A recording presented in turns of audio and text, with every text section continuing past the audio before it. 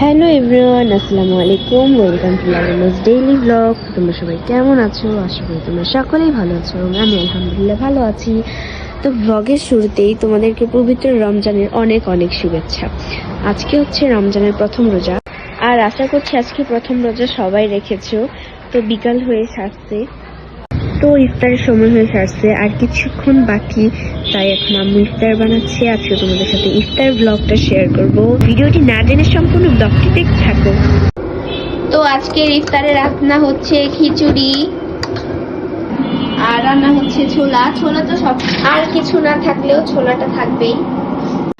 আর তোমরা হয়তো বা আগের কোনো শর্তে দেখেছিলে বা বেবির দোলনা এসেছে, আর আমরা চেষ্টা করেছি দোলনার উপরে হালকা কিছু ডেকোরেশন করার জন্য। এখানে আছে সালাদ। তো এবারে রমজানে আমাদের বাসায় নতুন সদস্য তুতুল। তুতুল আম্মু এখানে মুরগির মাংস রান্না করছে, খিচুড়ির সাথে খাবো।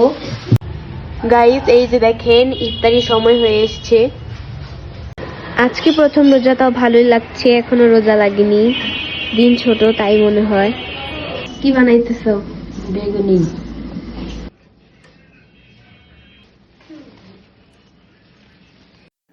এখানে আম্মু বেগুনি বানাচ্ছে, আর এদিকে বাবা অনেকগুলো ফল এনে পড়েছে, এগুলো এখন কেটে কেটে সার্ভ করব।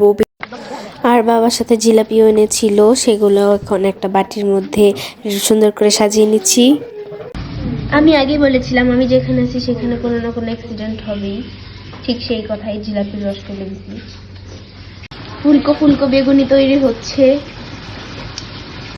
এখন ভাইয়া সবার জন্য মুড়ি মেখে নিচ্ছে, আর মুড়ি মাখতে মাখতে আজান দিয়ে দিয়েছিল, যার কারণে আমি শরবত খেয়ে আমার ইফতারটা শুরু করলাম। শরবত খাওয়ার পর একটা জিলাপি খেলাম। আজকে ইফতারের সময় আমার তো খেজুরের কথা মনেই ছিল না, ভুলে গিয়েছিলাম। তারপর খেজুরটা চোখে পড়লো, দেন খাচ্ছিলাম। মুড়ি মাখাটা অবশেষে শেষ হলো।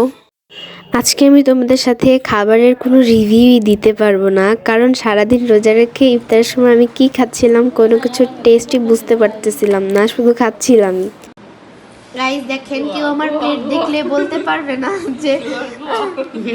ইফতার শেষে সবার যখন এনার্জি হয়, আমি একটু ব্লগের লাস্ট ইন্টারটুকু নিতে গেছিলাম, কিন্তু আশপাশ থেকে ওরা আমার এত বেশি ডিস্টার্ব করতেছিল যে আমি আর ইন্টারটাই নিতে পারি নাই।